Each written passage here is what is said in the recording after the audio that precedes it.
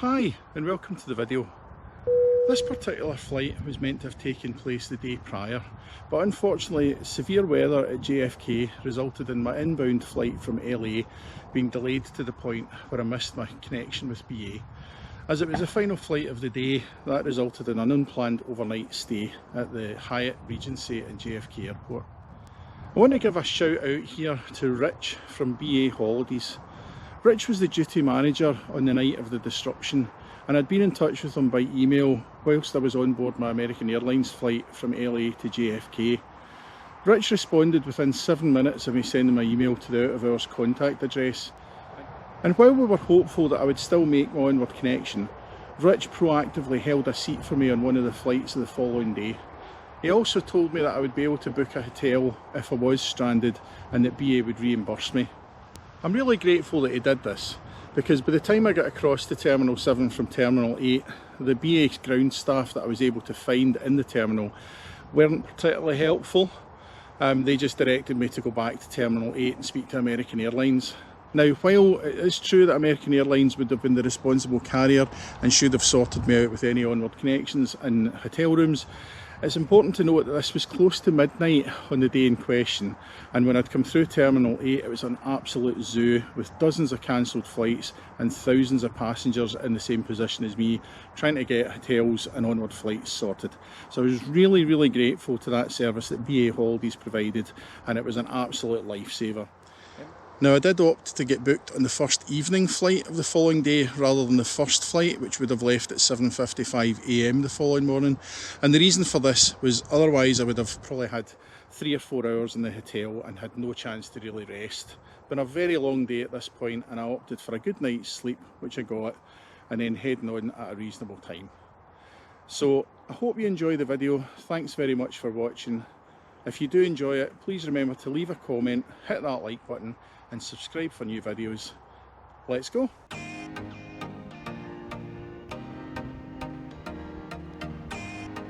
As a result of the hotel needing the room back by 12 noon, I ended up heading to the airport around 6 hours before my flight.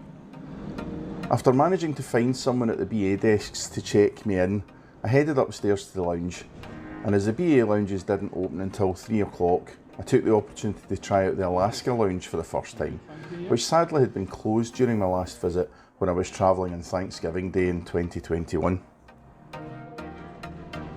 There was a bit of initial confusion from the lounge agent over the entry with my BA card, but she called her supervisor through to assist, and it was cleared up within a couple of minutes.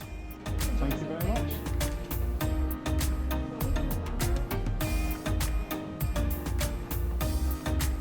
I really like the aesthetic of the lounge here at JFK. It somehow manages to feel contemporary and cosy at the same time, feeling more like a trendy cafe or bistro than an airline lounge.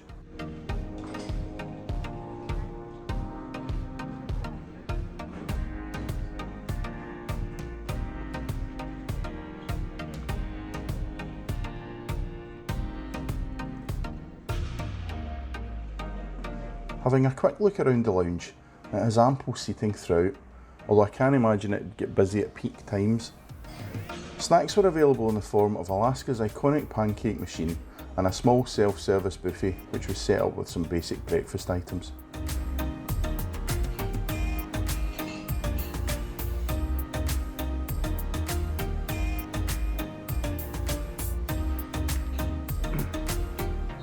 Hot drinks were available from a barista-style coffee area, which was closed at the time of my visit, and a full-service bar.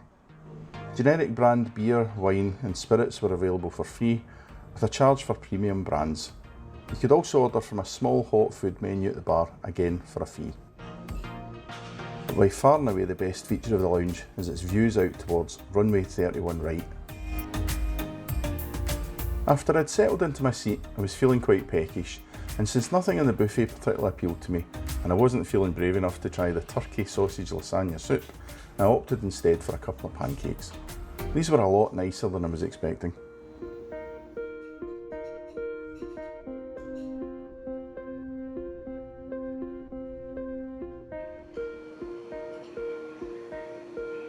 And spent the next couple of hours happily plane spotting, including being able to catch the rare sight of a Lufthansa 747 arriving, and also managing to catch the BA 777 that I would be flying on later that day.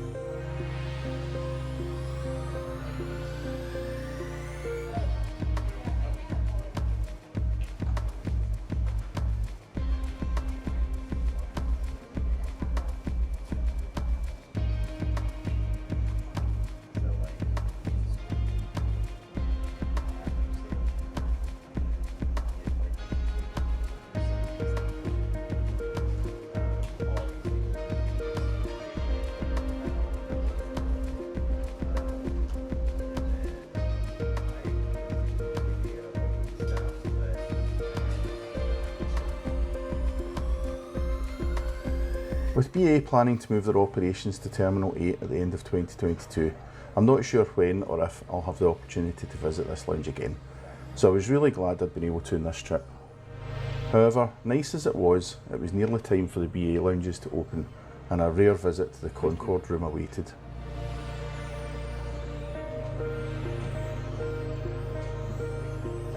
While BA's Galleries Club and Galleries First lounges are actually right next door to the Alaska Lounge, the Concorde Room is located at the opposite end of the terminal, so after a lengthy walk, I arrived outside the understated entrance to the lounge just as it was opening at about 3:30 PM.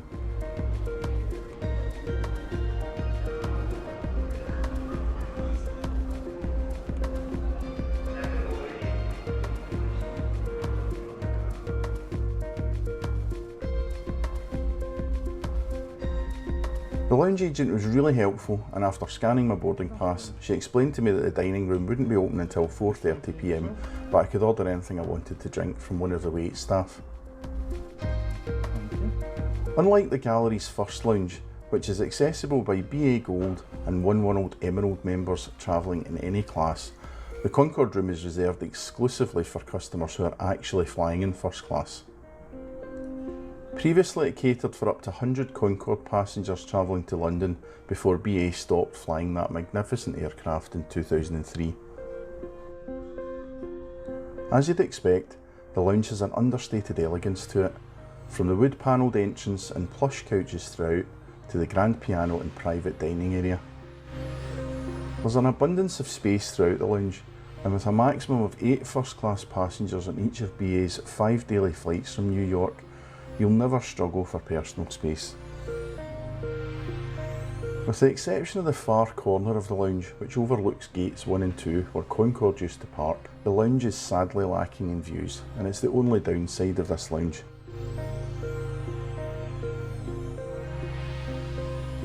However, I certainly wasn't complaining on this, my first and likely only visit to the lounge.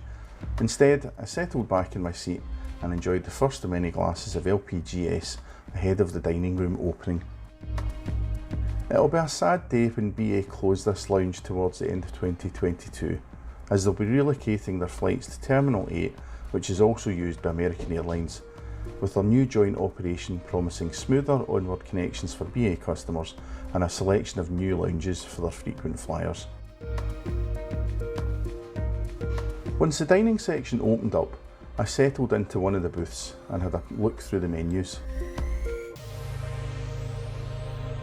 Now, I have to be honest that the selection of food on offer was a little underwhelming, and I didn't really feel that there was much of a difference in what would usually be available in the Galleries Club lounge, although granted the table service and surroundings were certainly a notch above.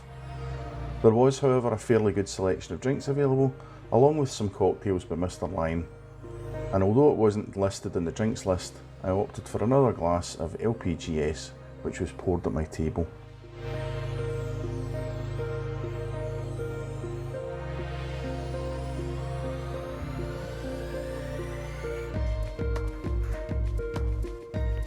And don't get me wrong, the food was perfectly acceptable, but nothing that remotely called it out as first class dining.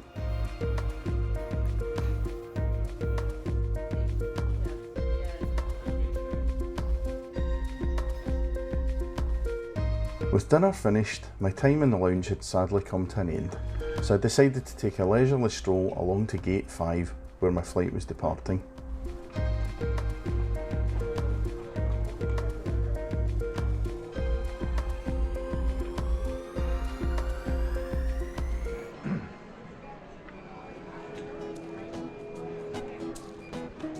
Although the flight had not been called before I left the lounge, I was quite surprised to find that boarding was already underway by the time I got to the gate.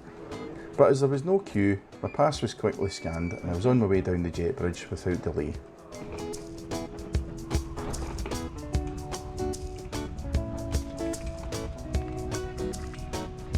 My aircraft for today's flight was this 24-year-old Boeing 777-200, which I'd watched landing earlier on in the day from the Alaska lounge.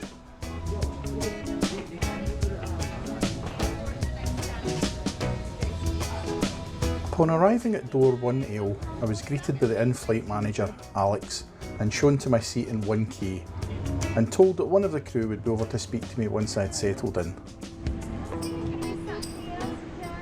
Thank you very much. You'll have a few minutes to get settled in, then the crew will come out and speak to you. No problem. My first impressions of the seat and cabin were very positive. Despite the age of the aircraft, the seat looked modern and spacious, and the cabin was immaculate, with overhead bins provided above each of the 8 first-class seats.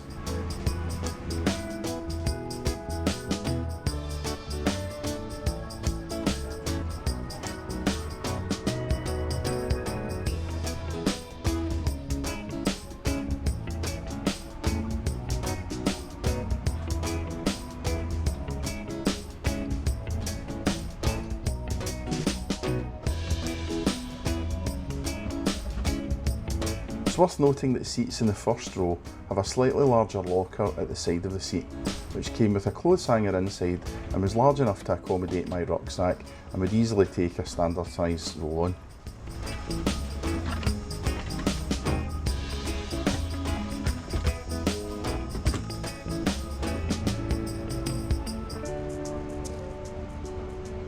The console to the side of the seat houses the tray table, which we'll look at later on, as well as a couple of USB charging slots and a literature pouch. A single universal power socket is provided down beside the footrest, which was certainly easy to access when you're in seat mode. To the side, you'll find the dial that controls the seat, along with the headphone socket and controls for the window blinds, as well as the IFE remote tucked away behind this door. While boarding was ongoing, I settled back in the seat, making the best of the ample legroom, and accepted a pre-departure glass of LPGS champagne before leafing through the menu. Pyjamas were also offered at this point, but unfortunately I forgot to take a picture of those on this trip.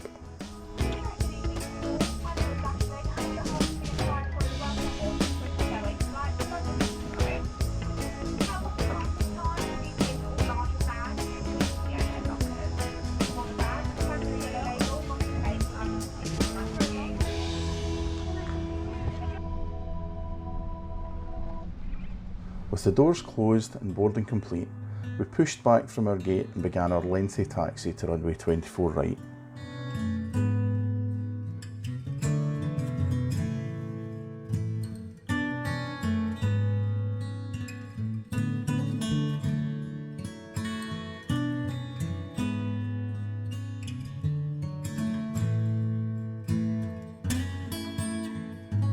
I have to note that the crew in this flight were absolutely top notch, very proactive, friendly and professional.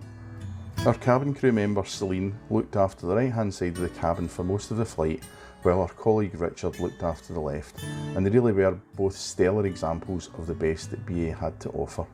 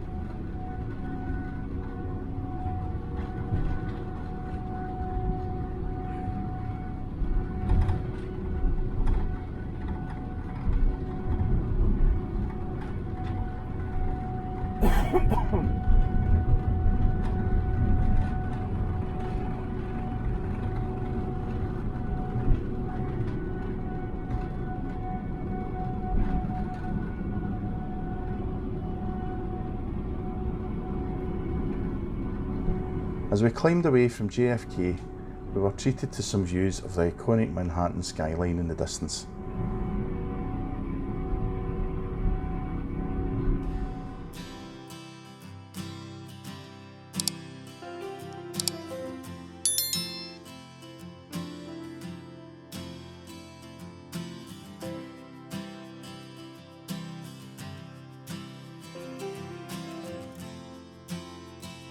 In-flight entertainment is provided by means of this touchscreen, which has to be stowed for takeoff and landing.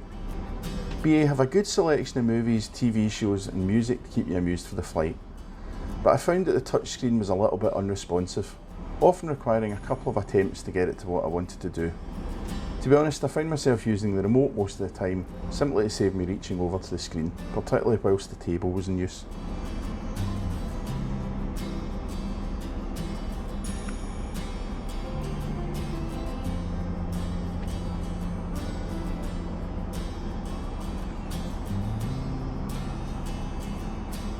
A cool feature of this first class seat is the way that BA have fitted electronic blinds across the two windows, making it look like a single large window. This is great for controlling the amount of light or shade you want without having to reach over to the windows, but the main downside is that you can't have your nose pressed up against the glass for the best view. Next to this is the main dial for the seat controls. It's easy to use, but you can't adjust the separate elements of the seat independently, which I really didn't like. That and the position of the dial means it's very easy to accidentally bump against it moving your seat, as I did several times in this flight. However, overall the seat is very comfortable. The tray table folds out from the side console, is very large and sturdy. It can also slide back and forth while in use, allowing you to get out of your seat, even when there's food or a laptop on top of it. The Amenity Kit was provided by Temperley in an attractive dark green zip pouch and contained various creams from Elemis along with the usual items such as an eye mask and socks. In addition, a comb was provided, which I'll clearly be making good use of.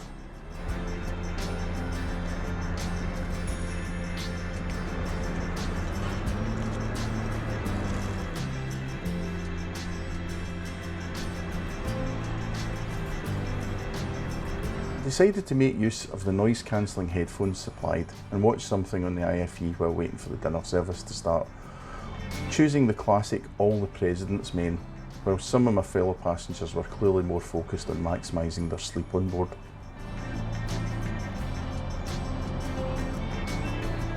The table was set with a lot of attention to detail, ensuring that everything was placed correctly before I was presented with a surprisingly good meal.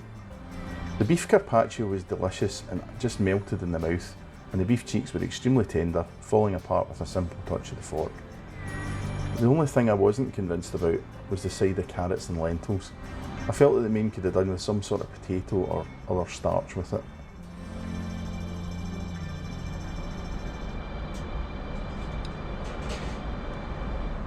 I opted for a bit of a break after the main course and decided to take advantage of the onboard Wi-Fi, which BA thankfully offer free to the first class passengers, to peruse some alternative in-flight entertainment. This was in the form of a trip report from fellow YouTuber Matt Jones, who runs the channel Matt's Planet. This was his review of Ethiopian's business class on the A350, and I'll stick the link to that video in the description below. If you've not watched his videos before, they're well worth checking out, and he injects a good bit of humour into them, as well as the occasional Jaws reference. I always think there's something rather cool about being able to watch a video on the internet at 37,000 feet over the Atlantic Ocean.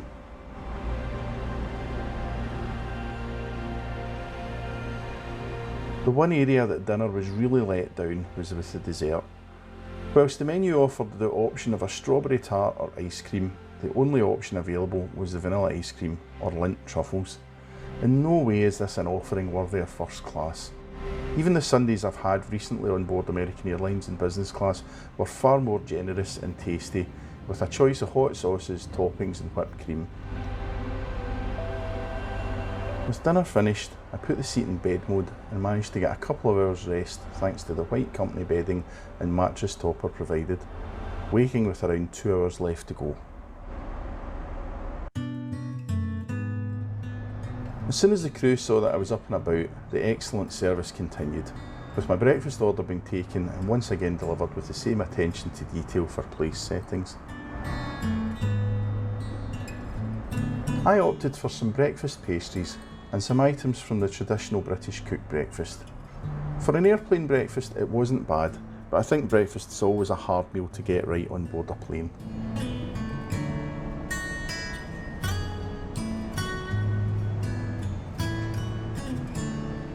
As the rest of the cabin came to life, we began our initial descent towards London.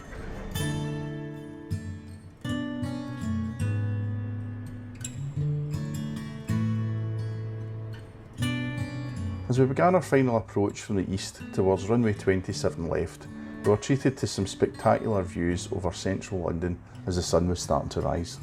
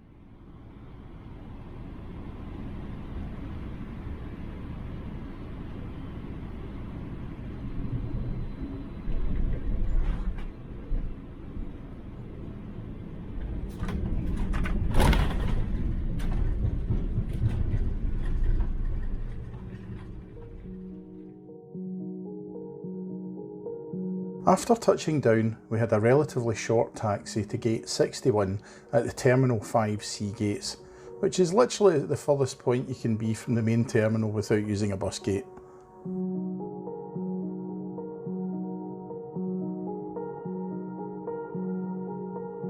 Before we began to disembark, I was handed a little BA envelope which contained a handwritten thank you note from Alex, Celine and Richard. I'm assuming that all passengers in First were given one of these, although I didn't see them being handed out, but it was a really nice personal touch. You will be disembarking the aircraft from the door behind your cabin, so once you've collected your pack of belongings, you make your way to the door. As it came time to sadly say goodbye, the crew did a great job of ensuring that passengers in First were able to disembark the plane first. Again, a nice and consistent touch from BA.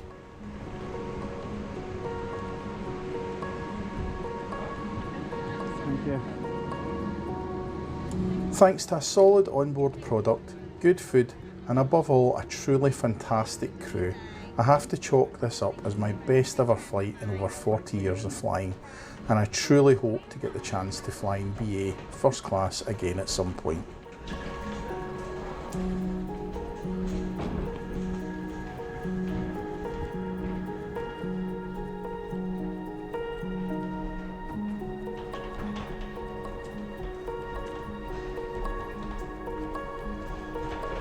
Thank you so much for watching the video. I hope you've enjoyed it, and if you have, please remember to hit that like button, leave me a comment and subscribe for new videos as they come out.